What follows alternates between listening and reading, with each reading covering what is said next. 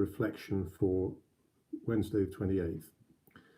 I'm still rather aglow from having stood outside for a couple of hours with my colleague Robert Titley whilst we welcomed people who were coming for vaccination at the Cathedral. There's only one more day of this happening after today. We got, Robert and I, the rainy part of the afternoon. Now, in recent days, amongst news reports including the catastrophic vaccination and COVID situation in India and the deaths of very large numbers of people, the British media and political commentators have also been drawing attention to something with a decidedly more domestic character: the refurbishment of the official residence of the Prime Minister. Who paid for that refurbishment, or who was invited to pay for it, and questions of propriety and legality about all of this. Now, other questions have been raised of a not vastly dissimilar kind about the Prime Minister and his behaviour over recent weeks too. But I guess it's this one which strikes a certain particular chord in me, because I have lived now for 36 years in accommodation which goes with my job. Whatever that job at the time might be, comes with a particular house. And so I find myself thinking about that matter. Well, I should point out to you what is probably glaringly obvious when you look behind me here, that no one has yet offered to pay me tens or hundreds of thousands of pounds to do up our tied accommodation. I must say, neither have I asked anyone to do that.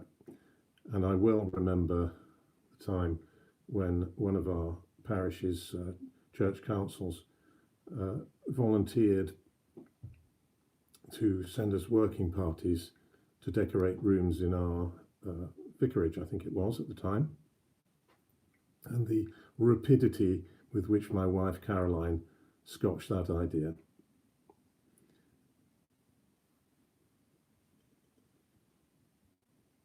These domestic issues do really play to particular people's sensitivities, and what would suit one couple living in a flat doesn't necessarily suit the next one to live in it.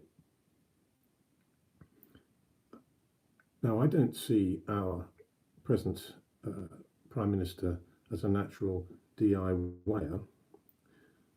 It may well have suited Caroline and me to decorate our own vicarages and other flats and other properties which we've occupied on behalf of the churches where we've worked. And in any case, I think the Prime Minister is probably even busier, a lot more busy than I am. So I don't particularly expect him and his fiancée to dig out the paintbrush and have too much time for the choosing of these domestic fittings. Though interestingly enough, it's probably only some 60 years or so ago that Prime Ministers reputedly used to read novels of an afternoon. Anyway, I do have a fair bit of sympathy with our Prime Minister, and to the dwelling on the fact this is a private matter. It is their home, and that's entirely fair enough. And therefore, when what seems to be the official response to this news story as it's being pressed is made, I have some sympathy. The response that really there's nothing to see here. This is an unimportant matter. It's a private matter. This is something the electorate aren't interested in. Everyone's attention is and should be focused on the really big things like the vaccination programme. Well, to a degree, yes, how a couple decorate their home is absolutely their matter. tied accommodation or not. And to that degree, this is a trivial story. It's a non-story, seen against the backdrop of disease, death, threats to the country, and an uncertain future of so many sorts. The difficulty, though, is the holding of a representative role, the performing of a public function, which places constraints on those who hold them. It's a fact of life, as anyone like me can testify, that one can't absolutely behave as one would wish. Sometimes there are rules that constrain our behaviour. In truth, I don't feel the presence of a great many rules of the kind that used to, and probably still does, affect those living in Methodist church accommodation who used not to be allowed to have alcohol on the premises. I'm not really aware of any rules of that kind which bear down upon my domestic behaviour in the various church properties I've lived in. Much more realistically, what's affected my life and the way I and my family have lived in these places has been two other kinds of informal constraints. These are not quite so easily measured.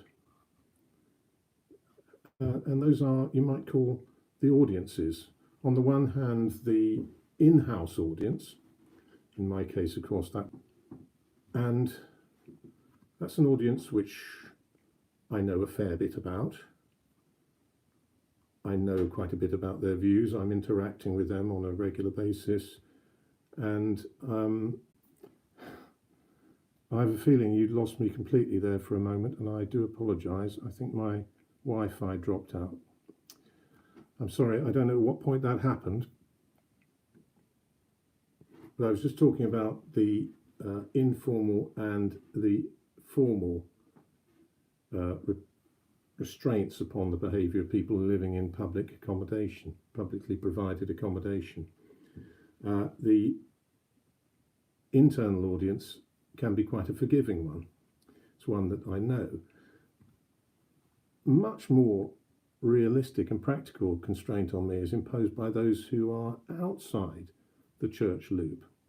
And this is a group I'm not, you might say, in that much regular contact with, but it's a group of people who may perceive things about me through the way I behave or appear to behave in this accommodation, how I behave in public. And they may not, because they don't really know me, they may not get an accurate understanding of that, and they may react to the simplest trigger quite unfairly, and thereby tar with that brush not just me, but what I represent. So that's quite a high risk group to give the wrong impression to,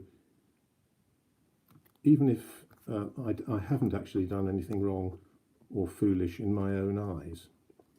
One just has to think a little bit more about the impression given, because in that respect, at least, all people in public office for the church have to be a little bit political in what we do. We do have to think about how what we do and appear to do plays to the wider audience with which we are not generally engaged, because they're important to us. And so coming back to our Prime Minister and people of his kind, I have a lot of sympathy for someone who is a relatively recent occupant in a publicly provided accommodation and who has a private life to lead there, which in truth is probably none of our business. But nonetheless, there is something to see here in that how he lives in that accommodation is our business. But for his sake, it's his business too, because he can't make it impossible for others to make reactions and judgments, fair or unfair, on how he has appeared to use that place for himself and for the public. I'm not making the slightest judgment here. I don't, of course, know the facts of the case and the rather, in some cases, I guess, rather inflated claims that are made about what's gone on there. But it's not wise, it seems to me, for his own sake and for those who speak for him, to play the line that there is nothing to see here. It would be far better to make careful and considered judgments and to stand for what has happened. And if some mistake has been made, corners been cut, simply to accept that, and then we can move on. How one lives in one's house is not a hanging offence, but there is something to see, because it's everyone's business in some measure or another. This may have made no sense because there's a great gap in the middle, for which, if that's the case, I apologise, but if you've been listening, thank you for doing so. Goodbye.